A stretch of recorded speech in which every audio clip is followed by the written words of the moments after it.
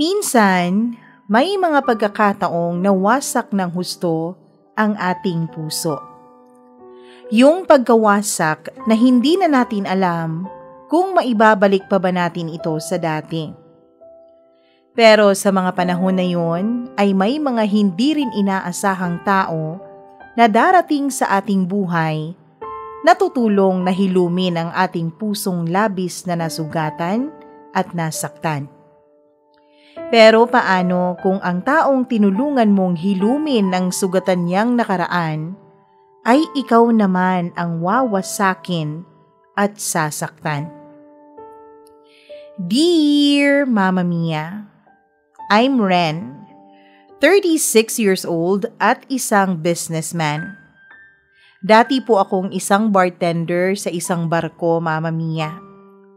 At kung sasabihin nilang ang mga seaman ay mga manloloko, well, ibahin niyo ako. Wala akong iniwang girlfriend o asawa dito sa Pilipinas nung sumampa ako ng barko. Pero sa loob ng barko, dun ako nagloko, Mama Mia. Mama Mia, isang cruise ship ang napasukan kong barko. Kaya naman, ang dami talagang babae na makakasama mo sa loob ng ilang buwan. Iba't ibang lahi pa. Sa loob ng 8 years sa trabaho kong yun, Mama Mia, aaminin kong lahat na ng klase ng kalokohan sa babae na pwedeng gawin ng isang lalaki sa barko ay ginawa ko na. Oo, kahit anong maisip niyong kalokohan, lahat yun ay aking nasubukan. Pero Mama Mia, dahil sa talagang hindi ko naman ginagawa ang ganong klaseng lifestyle, ay medyo na-overwhelm ako nung umpisa. Pero nung umabot na ako ng 8 years sa barko, Mama Mia, ay naisipan ko na rin na siguro panahon na para magseryoso. In short, Mama Mia, nagsawa na ako sa ganung klaseng lifestyle. Nasa edad 32 ako nang maisip kong magseryoso na sa buhay. Naisip kong tama na ang laro, na-enjoy ko na naman. Hindi pwedeng lagi na lang ako sa stage na ito. Kailangan ko ring umusad, Mama Mia. Kaya naman naisipan ko noon na wag nang mag-renew ng aking kontrata at magtatayo na lang ako ng negosyo pagkababa ko. Pero isang malaking dagok ang dumating sa buong mundo. Nagkaroon ng pandemic. At dahil doon, Mama Mia, ay na-extend kami ng ilang buwan sa aming paglalayag at na-quarantine pa nga kami. Doon ko mas napag-isip-isip, Mama Mia, na iba pa rin talaga kung nasa Pilipinas ka, lalo na sa mga pagsubok na ganito. Kaya naman, nung nakauwi na ako ay hindi na talaga ako bumalik pa sa barko. Kahit nasa kasagsagan pa rin tayo ng pandemic noon, ay naglakas loob akong magtayo ng isang maliit na resto bar sa Pasay. Marami ang nagsasabi sa akin na wag daw muna akong magtayo ng negosyo dahil tsak na malulugi lang daw, Mama Mia, dahil may krisis pa ang buong bansa. Wala ring lumalabas kaya hindi raw magiging patok ang itatayo kong resto bar. Pero sadyang matigas talaga ang ulo ko, Mama Mia. Kahit ano pa ang sinabi ng iba, maging ng mga magulang ko, ay tinuloy ko pa rin ang aking plano. Hindi nga naman malakas ang kita, pero masasabi kong nakakaraos naman ako. Sa ninong ko kasi ang pwesto, kaya naman malaki ang na-discount ko sa renta. Tapos wala pa akong masyadong tauhan at ako mismo ang nag-aasikaso ng lahat, kaya nakakatipid ako. Dahil sa sobrang focus ko noon sa aking negosyo, Mama Mia, ay hindi ko na namamalayan na ilang buwan na pala akong bakante sa babae. Almost 1 year na pala akong single noon. Ang plano ko kasi noon, Mama Mia, ay seryosohin na ang pakikipagrelasyon. Ang gusto ko, kung sino yung babaeng magiging next girlfriend ko, ay siya na rin ang ihaharap ko sa dambana ng simbahan upang aking pakasalan. Kaya todo kayod talaga ako, Mama Mia, para naman handa ako financially kapag dumating na ang the one sa aking buhay. Kailangang handa akong pakasalan siya at handa rin ako para sa aming darating na pamilya. Isang araw, Mama Mia, ay may nakilala akong isang babae. Mag-aalas 9 na ng gabi nung pumasok siya sa aming resto bar. Sinalubong siya kaagad ng aming waiter at sinabi nitong sarado na kami. May curfew pa kasi nung mga panahon na yon. Pero nakikiusap yung babae, Mama Mia, na kung pwede ay papasukin namin siya, pero nagmatigas ang tauhan ko dahil hindi naman talaga pwede at baka kami pa ang mapahamak kapag nahuli kami ng mga pulis na lumagpas sa curfew. Halos makipag-away na siya sa tauhan ko, Mama Mia, kaya naman nilapitan ko na silang dalawa. Pero habang papalapit ako sa kanila, ay nakita kong mugto na mugto ang kaniyang mga mata. Halatang galing lang sa matinding pag-iyak. Chubby at maputi siya, chinita at medyo makipot ang kaniyang mga labi. Nung na-realize ko na kailangan niya talaga ng place na mapagstayhan pansamantala, ay sumabat na ako sa kanilang usapan. Pinayagan ko siyang makapasok sa resto bar kahit sarado na kami. Mama Mia, may pag-aalala sa mga mata ng aking tauhan. Sige na, ako nang bahala dito. Umuwi ka na. Sabi ko sa tauhan ko. Ang babae naman, Mama Mia, matapos ko siyang papasukin ay dumiretso siya sa pinakasulok na bahagi ng resto bar. Sinundan ko siya para kunin ang kanyang order. Ako na rin ang magluluto. Nagpaalam na rin ang tauhan ko at umalis na kaya kaming dalawa na lang talaga ng customer na yon ang naiwan sa loob ng resto bar. Nagulat ako sa order niya, Mama Mia. Hindi siya umorder ng pagkain. Umorder siya ng isang bote ng alak. Miss, bawal kasi ang alak ngayon, alam mo naman, 'di ba? Sabi ko sa kanya. Please naman, pagbigyan mo ko. Kailangan na kailangan ko lang talaga. Matinding pakiusap niya habang unti-unting tumutulo ang luha sa kanyang mga mata. Bumuntong hininga ako at sabay talikod sa kanya. Ewan ko ba, Mama Mia? Alam ko naman talagang bawal ang mga pinaggagawa ng babaeng yon at pwedeng ikapahamak pa yun ang aking negosyo. Pero sa huli ay pinagbigyan ko siya. Pero bago ko kinuha ang alak ay nagsara muna ako ng resto bar. Pinatay ko ang lahat ng ilaw sa harap at tanging mga malalamlam na ilaw lang ang aking itinira para hindi masyadong halata sa labas na may tao pa sa loob. Mama Mia, pagkatapos kong magsara at patayin ang mga ilaw sa labas, ay kinuha ko na ang alak. At nung pagkakuha ko noon ay agad akong bumalik sa table ng babae. Sinabi ko na rin ang mga ginawa ko at ang rason para naman huwag siyang mataranta at mag-isip na may binabalak akong masama sa kanya. Tumango lang siya sa lahat ng mga sinabi ko. Ewan ko, Mama Mia, kung naintindihan ba niya ang pinagsasabi ko noon. Pero nung makita niya na ang alak na dala ko, ay nanlaki agad ang kaniyang mga mata. Uy, baka naman masyado yang mahal ha? Wala pa naman akong pambayad. Sabi niya, sabay pilit ng ngumiti. Imported kasi ang alak na dala ko sa kanya, Mama Mia. Hindi naman kita sisingilin ng mahal. Basta ba magsabi ka sa akin ng iyong problema? Halata ba talaga na masyado akong maraming problema? Tanong niya. Medyo Mugto kasi ang mga mata mo. Mama Mia, hindi ko alam kung bakit ko ba pinapakialaman ang problema ng estrangherang yon. Basta ba naramdaman ko na lang na kailangan ko siyang tulungan. Naramdaman ko na lang na kailangan niya ako ng mga panahon na yon bilang kaniyang makakausap.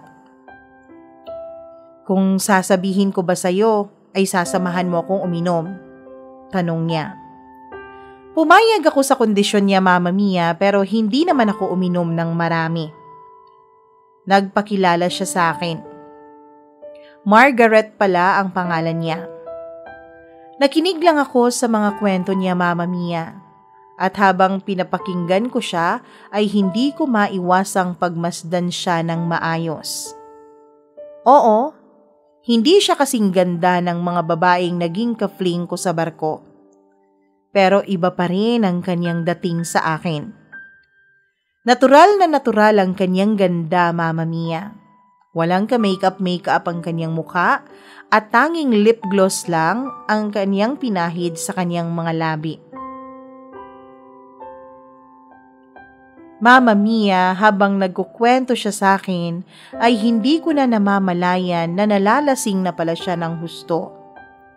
At nung tuluyan na nga siyang nalasing at nakatulog, ay hindi ko alam kung ano ang gagawin ko sa kanya. Hindi ko naman siya pwedeng iwan sa bar ng mag-isa. Hindi rin ako pwedeng magpaumaga sa bar, Mama Mia. Kaya ang ginawa ko ay tiningnan ko ang kanyang bag at nakita ko ang kanyang cellphone at kanyang mga IDs. Sa Marikina lang pala siya nakatira. Gusto ko sanang tumawag sa kung sino mang kamag-anak o kaibigan na pwedeng sumundo sa kanya, pero naka-pattern lock ang kanyang cellphone at hindi ko ito mabuksan. Dahil hindi ako pwedeng magpaumaga sa bar at tsak na hahanapin ako ng mama ko, ay inalalayan ko na lang si Margaret papunta sa kotse ko, Mama Mia, para maihatid ko siya sa address na nasa kanyang mga IDs. At nung dumating nga ako sa address na yon ay confirm na bahay nila yon dahil ang mama niya mismo ang nagbukas sa akin ng gate. Laking pasasalamat ng mama niya, Mama Mia, sa akin at umalis na rin ako at umuwi na ng aming bahay. Kinabukasan, Mama Mia, habang abala ako sa pagpe-prepare ng mga orders para sa Food Panda, ay bumukas ulit ang pinto ng resto bar at bumungad sa akin ang parehong babaeng nagpunta sa resto bar kagabi. Si Margaret. Pero ngayon ay hindi namugto ang kanyang mga mata. Mas aliwalas na ang kanyang mukha. Nag-hi siya sa akin na para bang ang tagal na naming magkakilala. Inaya niya akong magkape. At dahil may iba naman akong tauhan na nasa bar, Mama Mia, at walang kape sa loob ng resto bar ko, ay umalis kaming dalawa gamit ang aking kotse upang bumili ng kapeng aming maiinom. Siya ang nagbayad nung in-order namin at tinake out din namin ang aming mga kape at sa loob na kami ng sasakyan ko nag-usap. Mas okay doon kasi walang social distancing. Hindi tulad sa mga coffee shop na kailangan naming parehong lakasan ang aming mga boses para magkarinigan dahil may 2 metro kaming pagitan. Lubos ang naging pasasalamat niya sa akin dahil sa ginawa ko sa kanya nung nakaraang gabi. Sabi niya, malaking bagay raw ang pagdamay ko sa kanyang problema at sa pakikinig ko. Pero mas malaking bagay raw na inihatid ko pa siya sa bahay nila para masigurong ligtas siya. At dahil doon, Mama Mia, ay naging close kaming dalawa ni Margaret. Yung isang pagkakapi naming yun ay nasundan pa ng isa pa, hanggang sa 2 buwan na pala kaming magka-text at naging magkaibigan. Siya nga pala, Mama Mia, ang iniyakan pala ni Margaret nung gabing nagkakilala kaming dalawa ay yung best friend niyang si Leonard, na matagal niya ng mahal at ngayon ay nasa Dubai na at dun na nagtatrabaho. High school pa lang daw ay mag-best friends na si Leonard at si Margaret. At high school pa lang daw ay mahal na niya ang best friend niya. Matagal na raw na pinipigilan ni Margaret ang feelings niya para sa kanyang best friend dahil mukha raw na wala siyang pag-asa dito. Pero nung mga huling buwan ay nakipaghiwalay daw si Leonard sa kanyang long-term girlfriend dahil hindi na raw sila magkasundo. Mamma mia, si Margaret raw ang naging sandalan ng kanyang best friend at lagi daw sinasabi sa kanya ni Leonard na kung wala raw talagang babae na para sa kanya, ay pwede raw na silang dalawang ni Margaret ang magkatuluyan. Dahil sa mga salitang yun at lihim na pagmamahal ni Margaret sa kanyang best friend, ay umaasa raw siya, Mamma Mia, na sa huli ay maging silang dalawa pa rin. Na sa huli, sila pa rin ang endgame. Mga 5 buwan daw na gano'n ang kanilang senaryo. Hanggang sa nung nakaraang araw raw ay ibinalita ni Leonard sa kanya na may bago na raw itong girlfriend. At seryoso na raw si Leonard dito. Kaya raw, Mamma Mia, labis siyang nasaktan.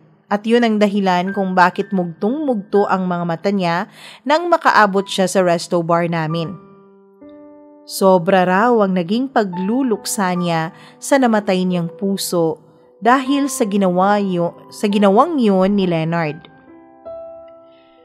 Mamma Mia, mula sa araw na yun ay naging close na kaming dalawa ni Margaret at ako na ang naging takbuhan at sumbungan niya sa kanyang mga problema, lalo na sa mga hinanakit niya sa kanyang lihim na pag-ibig. So in short, Mamma Mia, ay nakatulong din ako sa paghihil ng puso ni Margaret kay Leonard. At matapos nga ng una naming pagkakilala, ay naging kami sa loob lang ng 6 na buwan. Mamma Mia, mula nung maging kaming dalawa ni Margaret, ay naging malaki ang pagbabago niya. Kita ko na mas nag-bloom siya as a person. Mas naging independent siya at naging confident. Naging gym buddies na rin kami at na-lose niya yung mga excess weight niya. Kung dati ay chubby siya, ngayon ay sexy na siya, Mamma Mia. At kung dati ay maganda na siya, kahit chubby siya, Mamma Mia, ay mas lalo pa siyang naging maganda nung sumexy siya. Mas lalo pa akong na-in-love sa kanya. At nung nagsabi na si Leonard na kukunin niya si Margaret bilang abay para sa nalalapit niyang kasal sa bago nitong girlfriend, ay kita ko naman na hindi na apektado si Margaret. Kaya nung dumating si Leonard kasama ang kanyang fiancé para ayusin ang kanilang kasal sa Pilipinas, ay naging kampante na ako, Mamma Mia. Besides, almost 1 year na rin kaming dalawa ni Margaret at napapag-usapan na rin namin ang pagpapakasal within the next 2 years. Kampante na ako sa relasyon na nabuo namin ni Margaret, Mamma Mia. Kampante na ako na matibay ito at hindi ito basta-bastang mabubuwag, lalo na ng isang damdamin mula sa kanyang nakaraan. Mamma Mia, nung dumating si Leonard at ang kanyang fiancé si Kylie dito sa Pilipinas, ay agad silang nakipagkita sa amin. Nung una, Mamma Mia, ay okay naman ang aming usapan at naging okay rin naman sa akin si Leonard. Parehong ipinakilala ni Margaret at Leonard kaming mga partners nila sa isa't isa. Nagkatuwaan at nagkatawanan pa kami habang kumakain. Hanggang sa unti-unti, Mamma Mia, ay napapansin kong parang nakafocus na lang si Margaret at Leonard sa kanilang dalawa. Tulad nung mga nangyari sa kanila since high school. Parang ang usapan ay nakafocus na lang sa mga experiences nilang dalawa. Mga bagay na hindi naman namin alam ni Kylie. Kaya hindi kami masyadong nakaka-relate. Pero naiintindihan naman namin sila dahil matagal ngang panahon na hindi sila nagkitang mag-best friends. At nung napansin naman nila na tumahimik kami ni Kylie, ay ibinalik na nila sa kasal ni na Leonard at Kylie ang usapan. Kaya naman overall, Mamma Mia, ay naging masaya pa rin ang gabing yon. Sa mga sumunod na linggo ay halos araw-araw din kung makipagkita si Margaret sa kanila. Siyempre, dahil ako ang boyfriend, kadalasan Mama Mia ay naisasama din ako ni Margaret sa kanilang mga lakad. May mga lakad rin na magkakasama lang sina Margaret, Leonard at Kylie. At may mga lakad din na kaming tatlo ni Leonard at Margaret ang magkasama. Hindi ko alam, Mama Mia, kung ganun din ba ang pakiramdam ni Kylie. Pero kapag kaming tatlo ang magkakasama, ay may mga times talaga na pakiramdam ko ay outsiders ako sa kanila. Pakiramdam ko, Mama Mia, ay out of place talaga ako. Parang may sariling mundo sina Leonard at Margaret kung minsan. Pag-uusapan nila ang mga dati nilang mga kaklase, ang mga tao na hindi ko naman kilala. Nung simula ay umi-effort pa sila na isama ako sa kanilang mga conversations. Pero habang tumatagal ay wala na silang pakialam. Alam mo yung pakiramdam na parang invisible ka, Mama Mia? Ganun na ganun ang pakiramdam ko kapag magkakasama kaming tatlo ni Leonard at Margaret. Kaya naman, Mama Mia, hindi ko talaga naiwasan na magtampo ako sa girlfriend ko. Pero dahil ma-pride ako, palagi akong nag-e-embento ng dahilan kapag tinatanong ako ni Margaret kung okay lang ba ako. Ang hindi ko inamin sa kanya ay nagsiselos ako kay Leonard. Bukod pa rito, Mama Mia, ay natatakot din ako na kapag sinabi kong nagsiselos ako kay Leonard, ay baka mas lalo pang manumbalik ang feelings ni Margaret sa kanyang best friend. Oo, Mama Mia, aaminin ko na. May takot talaga sa puso ko na baka hindi pa tuluyang nawala si Leonard sa puso ng girlfriend ko. Baka naman itinatago lang niya. Baka naman pinipilit lang niya ang sarili niyang mag-move on. Pero Mama Mia, pilit kong isinasantabi ang isipin na yon para wag nang magkagulo pa kaming dalawa ng girlfriend ko. Pilit kong ginajustify ang nararamdaman ko at pilit kong sinasabi sa sarili ko na ayos lang yun dahil alam ko noon na may gusto ang girlfriend ko sa best friend niya. Pero ngayon dapat ay makampante na ako dahil ako na ang mahal ni Margaret. Hanggang isang gabi, nagpaalam sa akin ang girlfriend ko na imi-meet daw niya si Leonard. Nang tinanong ko siya kung kasama ba nila si Kylie, ay natigilan ng girlfriend ko.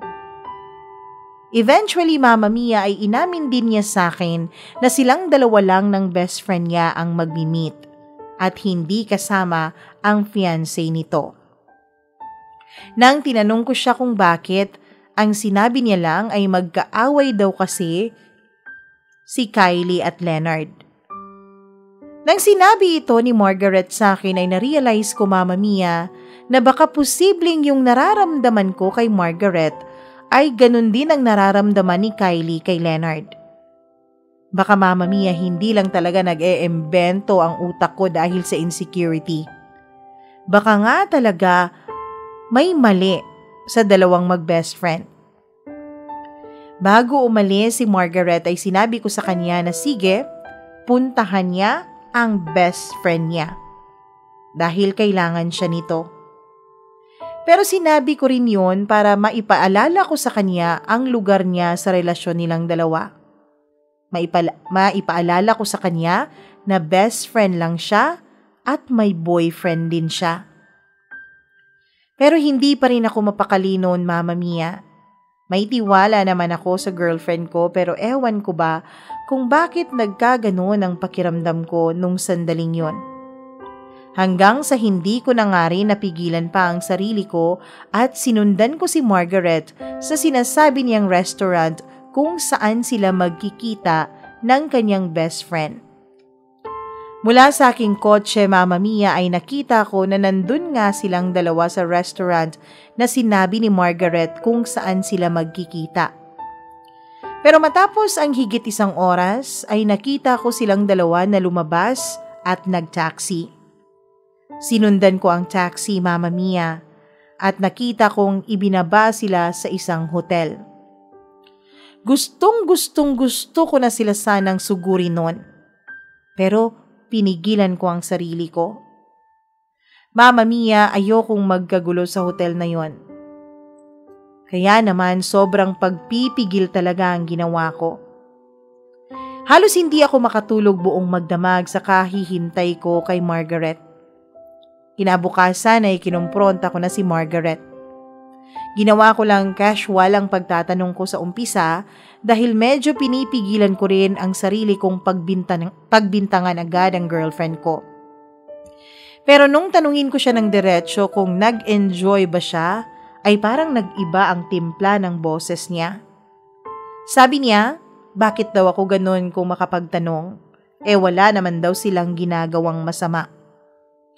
Oo, sumama raw siya kay Leonard sa bagong hotel nito na nilipatan dahil kailangan daw nitong magpalamig at makahinga dahil sa matinding pag-aaway nilang dalawa ni Kylie. Pero wala raw silang ginagawang masama. Mag-best friends lang daw sila, kaya natural lang na damayan niya ang kaibigan niya. Noong tinanong ko siya kung ano ang pinag-awayan nina Leonard at Kylie, sabi niya Mama Mia ay wala raw siya sa posisyon na magkwento sa akin dahil away daw nila yon at hindi raw siya kasali. Doon na ako nagsimulang paratangan siya. Baka naman yung sobrang closeness niyo ang kinaiinisan ni Kylie, hindi kaya? O baka naman napapansin na rin niya na para kaming wala sa eksena kapag magkasama kayong dalawa ni Leonard. Tapos sumama ka pa sa kanya sa hotel na kayo lang. Ano sa tingin mo ang iisipin namin? Na nagro-rosaryo kayo sa loob? Ano nga ba ang ginagawa ng babae at lalaki kapag pumasok sa loob ng kwarto ng isang hotel nang silang dalawa lang? Doon na tuluyang nagalit sa akin si Margaret, Mama Mia. Ang dumi-dumi raw ng isip ko.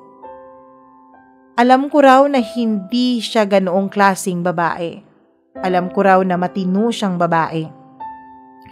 Totoo nga naman, Mama Mia.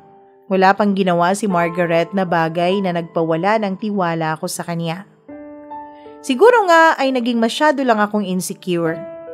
Kaya naman ay nagsorry ako kaagad sa kanya, Mama Mia. Siguro naman kung may ginawa silang masama ay hindi niya sinabi sa akin na nagpunta sila sa hotel room ni Leonard nang silang dalawa lang. Actually, Mama Mia, hindi ko tinanong sa kanya kung nagpunta ba sila sa hotel room ni Leonard.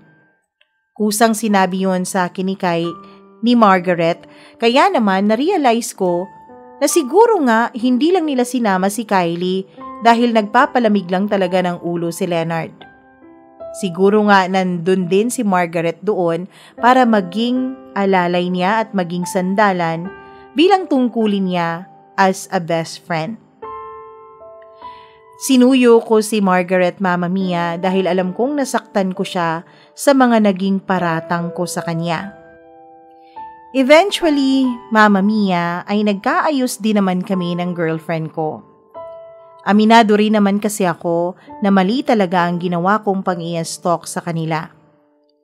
Siguro kung hindi ko siya sinundan at hindi ko nalaman na nagpalipas sila ng gabi nang silang dalawa lang ni Leonard ang magkasama sa hotel, ay mas tahimik siguro ang buhay ko. Ang sabi nga nila, ignorance is a bliss. At sa mga panahong yun, naiisip ko na sana ay hindi ko na lang talaga sila nahuli na nagpunta sa hotel.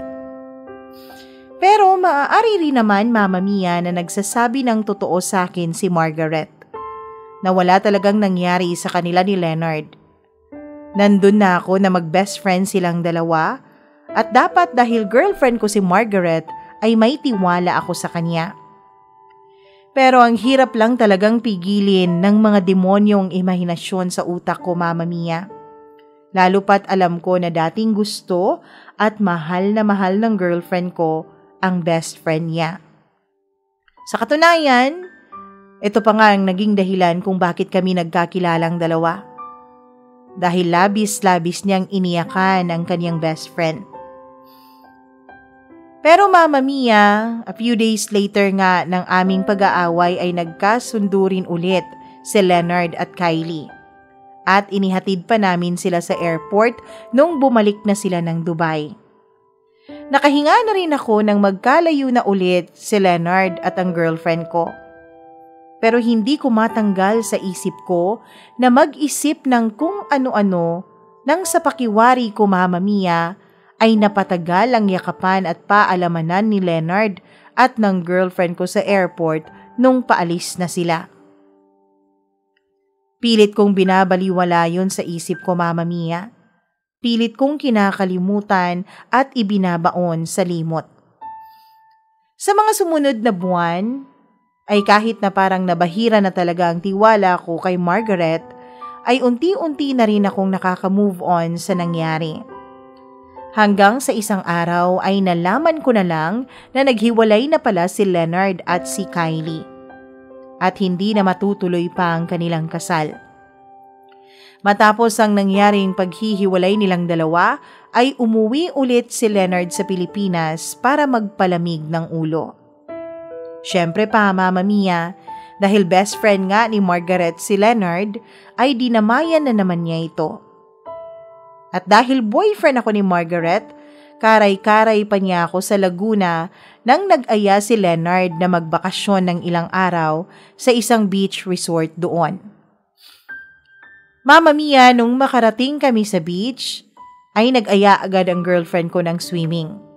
At habang nasa banyo pa siya at nagbibihis muna, ay nauna na kaming dalawa ni Leonard sa harap ng beach at may dala pa kaming mga inumin. Mama Mia, nagkwentuhan muna kaming dalawa ni Leonard. Tinanong ko siya kung bakit sila naghiwalay ni Kylie. Ang sabi niya ay masyado raw insecure si Kylie. Mabunga nga raw ito at hindi na niya natiis. Sinabi ko rin na baka kaya nagkaganon ang fiancé niya ay dahil may dahilan naman talaga at may basihan ng pagiging insecure at selosa nito. Alam mo kasi pare, trabaho nating mga lalaki na iparamdam sa ating mga partners na secure sila sa atin. Dagdag ko. Parang biglang nagkaroon ng tensyon sa pagitan naming dalawa ni Leonard dahil sa mga sinabi ko Mama Mia. Tumahimik siya sa mga sinabi ko at nakita ko ang pagtigas ng kaniyang mga panga. Tanda ng pinipigilan niyang galit.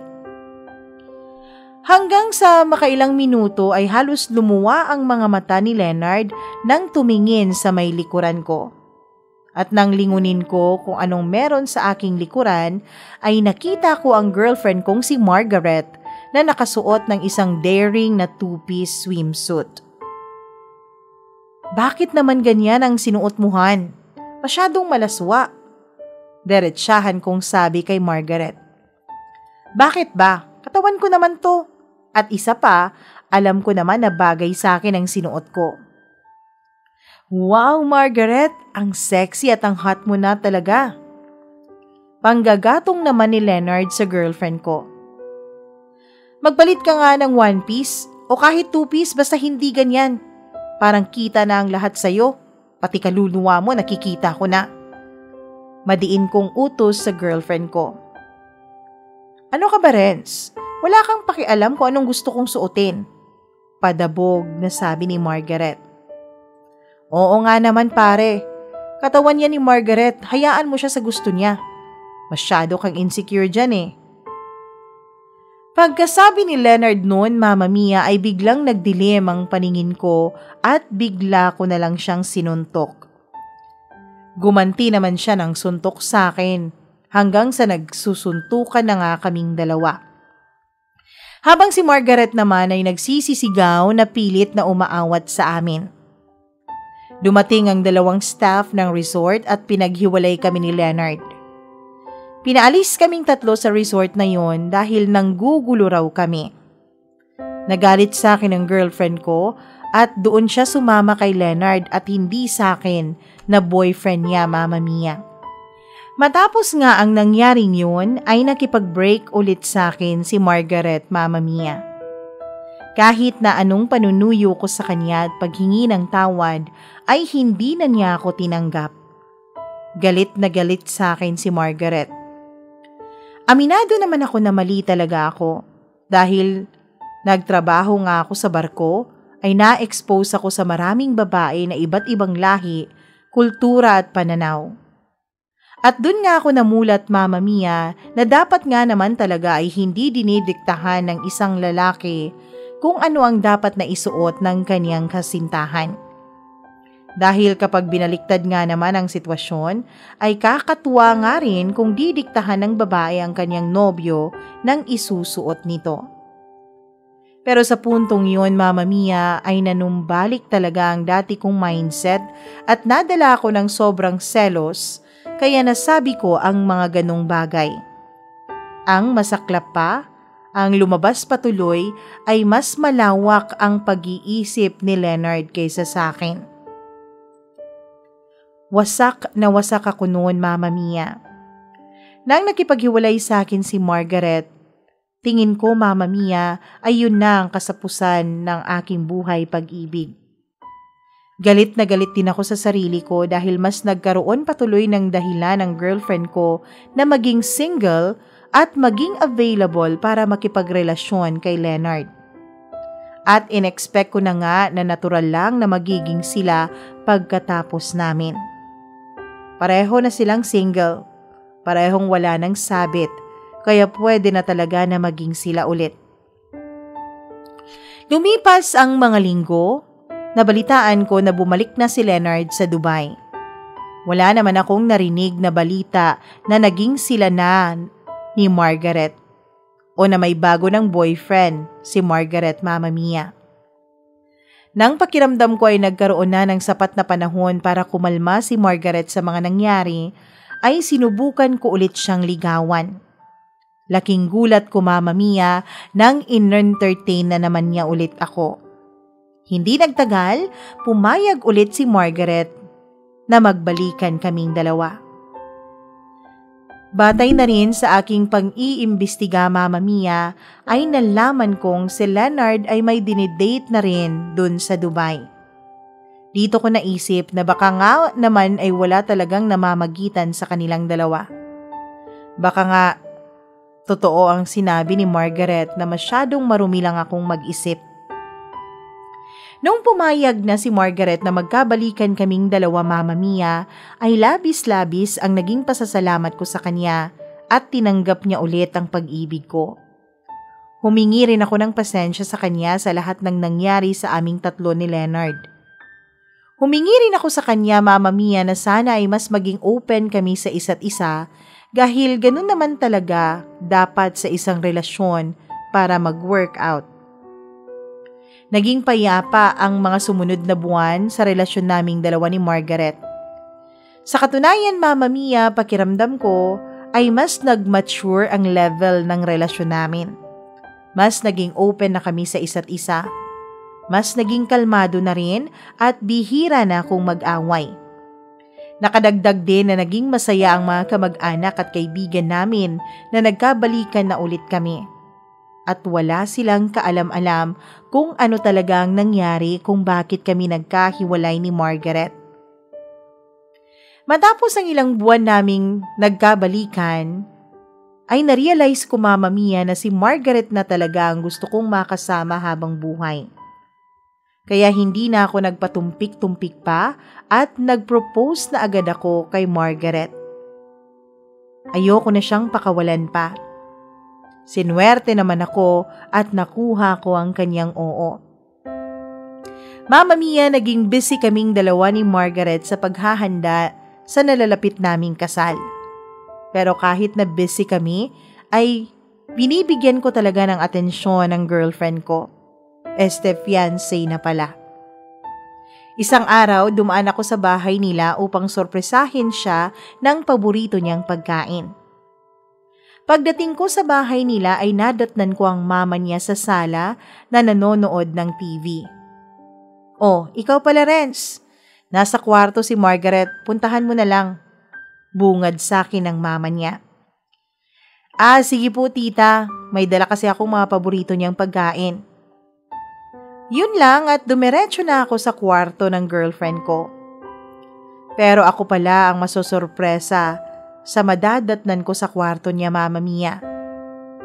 Nang binuksan ko ang kwarto niya, dun ko narinig na may kausap pala siya sa video call. Leonard, alam mo naman na hindi ko mahal si Renz, hindi ba? Ikaw ang mahal ko. Matagal na.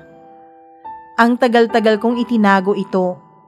At nung naging kaming dalawa ni Renz, ang akala ko ay makakalimutan na kita. Pero hindi. Lalo lang lumakas nang magkita ulit tayo. Alam kong nararamdaman mo yun at nararamdaman ko rin naman sa pagtingin mo sa akin, lalo na nung may nangyayari na sa ating dalawa. Leonard, kailangan ko lang malaman kung mahal mo ko. Kailangan ko lang marinig kung mahal mo ko at ititigil ko na ang kasal namin. Narinig kong sabi ni Margaret, Mama Mia. Marga, I'm really sorry. Mali yung nangyari sa atin sa hotel. Oo, single ako noon at problemado. Pero ikaw, meron kang karelasyon. At sa totoo lang, hindi ka dapat nakipagrelasyon kung may iba ka naman palang mahal. I'm sorry. Pero tanging pagkakaibigan lang talaga ang maibibigay ko sa'yo. Mama Mia, dahil sa mga narinig ko ay hindi ko na namalayan na nabitawan ko na pala ang dala kong mga pagkain at bumagsak ang mga ito sa sahig, dahilan para lumingon sa direksyon ko si Margaret. Renz, anong ginagawa mo rito? Kanina pa ako nakatayo rito sa pinto mo. Narinig ko lahat ang dapat kong marinig. Goodbye, Margaret. Yun lang ang sinabi ko, Mama Mia, at umalis na ako sa bahay nila. Ni hindi ko na pinansin ang mama niya na nanonood pa rin ng TV nung mga panahon na yon. Sobrang sakit. Sobrang sakit, Mama Mia, na sa ganoong paraan ko pa malalaman na sa ilang taon ng relasyon naming dalawa ni Margaret ay never naman pala niya akong minahal ng totoo. Namulat sa pool ay third wheel lang ako para sa kanya. Namulat sa pool ay ginamit niya lang ako bilang panakip butas. Bakit nga ba nangyayari sa mga mabubuting tao ang mga masasamang bagay, Mama Mia? Oo, alam ko. Hindi ako perpektong tao at alam kong marami rin akong mga naging pagkukulang sa relasyon namin ni Margaret. Pero masasabi ko na sa aming relasyon ay naging mabuti at naging tapat ako sa kanya. Pero ang hindi ko alam, Mama Mia, ay kung makaka-recover pa ba ako sa sakit na idinulot sa akin ni Margaret. Sa sakit ng panluloko niya sa akin. Hindi ko alam kung darating ba ang panahon na ipagkakatiwala ko ulit ang puso ko ng buong buo sa iba. At higit sa lahat, Mama Mia, hindi ko alam kung papaano ko pa maibabalik ang self-confidence ko na winasak rin ni Margaret. Paano ko ba maibabalik ang paniniwala kong worthy akong mahalin at hindi lang pang-reserbang gulong lamang. Hanggang dito na lang, lubos na gumagalang, Renz.